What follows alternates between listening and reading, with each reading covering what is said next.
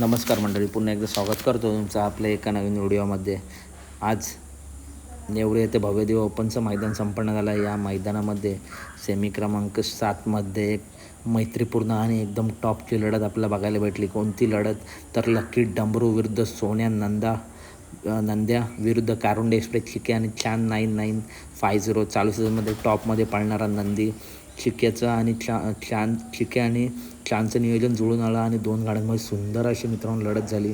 परंतु निकाल रेषेवरती 5च मिनटं निकाल पेंडिंग होता. तो निकाल नक्की कोणाला गेला तर बैलगाडी क्षेत्रातील देखणं तर चांद आणि चिक्या दोन्हीसुद्धा देखणे नंदी आहेत मित्रांनो.